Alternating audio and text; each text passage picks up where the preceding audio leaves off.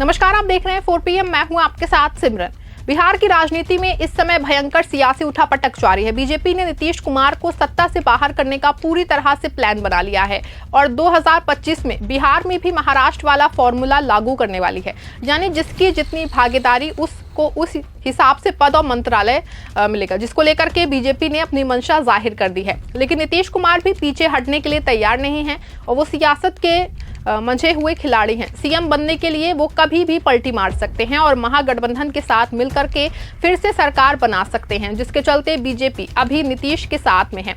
वहीं जब नीतीश कुमार को किनारे लगाने की बात सामने आई है तो इसका जेडीयू ने विरोध किया है। इसको लेकर के बीजेपी बैकफुट पे आ गई है और 2025 में नीतीश कुमार की अगुवाई में बिहार चुनाव लड़ने का ऐलान कर दिया है। लेकिन बीजेपी ने नीतीश को किनारे करने का मन बना लिया है और वो चुनाव होने का इंतजार कर रही है। वहीं जहां चुनाव हुए उसके बाद परिणाम आते ही बीजेपी महाराष्ट्र की तरह बड़ा खेला करेगी और बीजेपी के किसी भी नेता को सीएम बना देगी और नीतीश कुमार की हालत एकनाथ शिंदे की तरह होगी। और इन सब अटकलों के बीच राजद ने नीतीश कुमार के उनको खुला ऑफर दे दिया है और एक बार फिर से महागठबंधन के साथ मिलकर के सरकार बनाने का दावा कर दिया है। इसको देखते हुए बीजेपी हरकत में आ गई है और अपने बयानों से पलटी मार रही है, नीतीश को आगे रखने की बात कर रही है। आपको बता दें कि अटल जी की जयंती के मौके पर आयोजित कार्यक्रम में विजय सिन्हा ने कार्यक्रमों को संबोधित करते हुए कहा था कि बिहार को जंगल राज से मुक्त करना होगा और अपने दम पे बिहार में बीजेपी की सरकार बनाना होगा। वहीं अटल जी के लिए सच्ची श्रद्धांजलि होगी, क्योंकि बिहार में बीजेपी की सरकार बनना जो है अटल जी का सपना था और हम सबको मिलकर के बिहार में अकेले दम पर बीजेपी की सरकार बनानी होगी। बता दें कि बीजेपी ने अपने प्लान के मुताबिक बिहार विधानसभा चुनाव से पहले राज्यपाल को बदल दिया है और आरिफ मोहम्मद खान को बिहार की जिम्मेदारी दी है। बता दें कि ऐसा बिहार में 26 साल बाद हुआ है जब किसी मुस्लिम को बिहार का राज्यपाल बनाया गया है। बीजेपी ने आरिफ मोहम्मद खान को राज्यपाल बना करके बिहार में मुस्लिम वोटरों को साधने का प्लान बना दिया है और आरिफ मोहम्मद खान को आखिरकार राज्यपाल जो है बना दिया गया है। बता दें कि आरिफ मोहम्मद खान इससे पहले सितंबर 2019 से केरल के राज्यपाल थे। वहीं राजेंद्र विश्वनाथ आर्लेकर फरवरी 2023 से बिहार के राज्यपाल थे। जानकारी के मुताबिक राज्य में 26 साल बाद किसी मुस्लिम राज्यपाल की नियुक्ति ऐसे समय में हुई है जब राज्य में अगले साल विधानसभा चुनाव होने वाले हैं। ऐसे में आरिफ मोहम्मद खान की नियुक्ति के कई सियासी मतलब भी निकाले जाने लगे हैं। अब बता दें कि भारत में राज्यपालों की नियुक्ति प्रधानमंत्री की सलाह पर राष्ट्रपति करते हैं और राज्यपाल राज्य के संवैधानिक प्रमुख होते हैं। केरल में कई मुद्दों पे आरिफ मोहम्मद खान और सत्ताधारी गठबंधन एलजेएफ के बीच गतिरोध का माहौल रहा। आपको बता दें कि भारत में लंबे समय से राज्यपालों पे राजनीतिक पक्षपात और केंद्र सरकार के इशारे पे काम करने के आरोप लगते रहे हैं।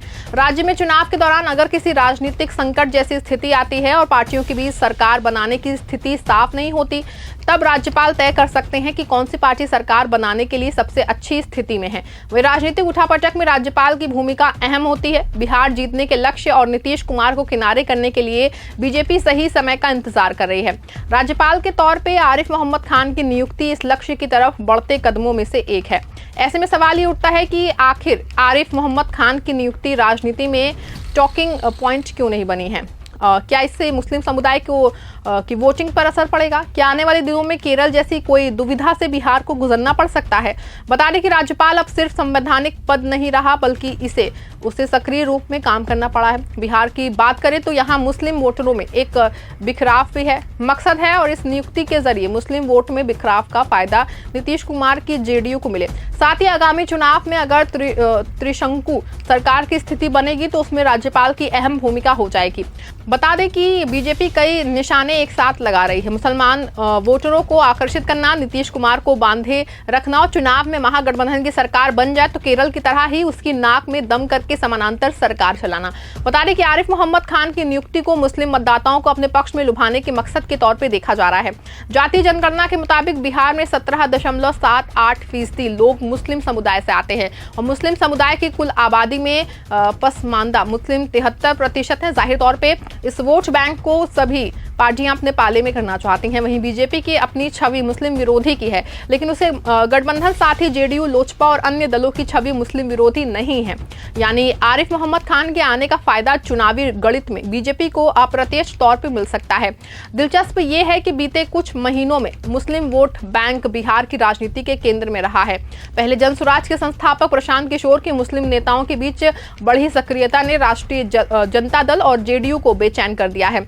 बाद में जेडीयू जेडीयू के कई नेताओं ने ये सार्वजनिक बयान दिया कि मुस्लिम जेडीयू को वोट नहीं करते। ऐसे में राज्य में 26 साल बाद किसी मुस्लिम राज्यपाल की नियुक्ति MY मुस्लिम यादव समीकरण और आधार वाली पार्टी आरजेडी के लिए क्या चुनौती साबित होगी। आपको बता दें कि डॉक्टर अखलाकुर रहमान किदवई 14 अगस्त 1993 से 26 अप्रैल 1996 तक बिहार के राज्यपाल रहे। वहीं आरजेडी के प्रदेश प्रवक्ता इजाज अहमद इससे इनकार करते हैं। वो कहते हैं कि कई नई नियुक्ति तो बीजेपी का राजनीतिक हथियार है। उच्च शिक्षा को लेकर जो टकराव की स्थिति बनी रहती थी और हाल ही के दिनों में बीजेपी ने नीतीश कुमार को मुख्यमंत्री बनाने को लेकर जो असमंजस की स्थिति बनाई, उससे ध्यान भटकाने के लिए ये फैसला लिया गया है।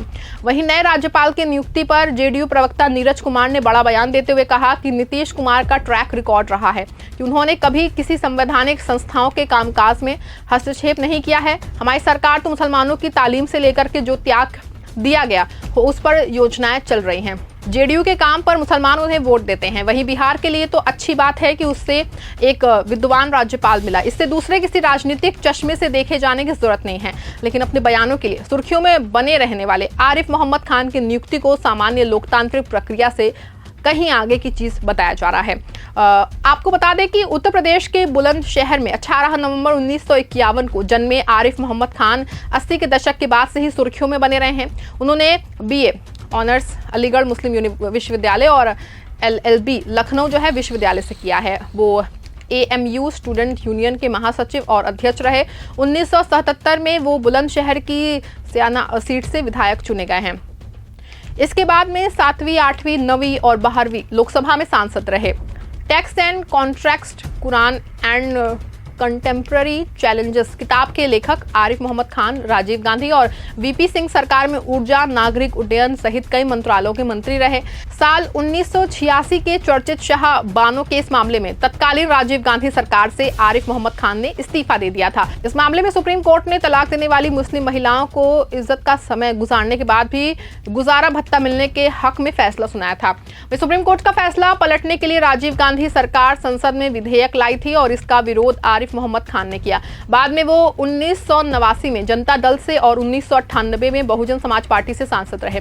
साल 2004 में वो बीजेपी में शामिल होकर चुनाव लड़े, लेकिन वो जीते नहीं। बता दें कि आरिफ मोहम्मद खान इस्लामिक स्कॉलर हैं और राष्ट्रीय जनतांत्रिक गठबंधन के लिए वो पूर्व राष्ट्रपति APJ अब्दुल कलाम की परंपरा वाले और अच्छे मुसलमान की परिभाषा के खाके में फिट बैठने वाले हैं। वो बीजेपी के लिए ऐसा चेहरा बन गए हैं जिसकी पहचान मुस्लिम कट्टरपंथ के खिलाफ बोलने वाले की है। बीजेपी ऐसा करके बिहार के मध्यम वर्ग मुसलमानों को टारगेट कर रही है, जो वर्तमान स्थिति में सामंजस्य बैठाने की कोशिश कर रहे हैं। दरअसल मुस्लिम समाज के एक हिस्से में आरिफ मोहम्मद खान की छवि सुधारवादी की है और उन्हें बीजेपी के एजेंडे को लागू करने में एक सहायक की भूमिका निभाने वाले के तौर पे देखा जाता है। अनुच्छेद 370, 3 तलाक और समान नागरिक संहिता पर आरिफ मोहम्मद खान बीजेपी के रुख का ही खुलकर समर्थन करते रहे हैं। केरल में बतौर राज्यपाल उनकी नियुक्ति में वामपंथ के गढ़ को ढाने की कोशिश के तौर पर देखी गई। यहाँ पर राज्यपाल रहते हुए आरिफ मोहम्मद खान को पिनराई विजयन सरकार के साथ हमेशा विवाद रहा। क्या बिहार में ऐसा हालात बन सकते हैं, ये तो खैर आने वाले वक्त में पता चलेगा। वही मसले पर जेडीयू के वरिष्ठ नेता और पूर्व सांसद केसी त्यागी ने कहा कि 1974 में जब लोक दल बना तभी से नीतीश कुमार और आरिफ मोहम्मद खान ने साथ काम किया है। इस कारण यहाँ केरल जैसे हालात नहीं होंगे।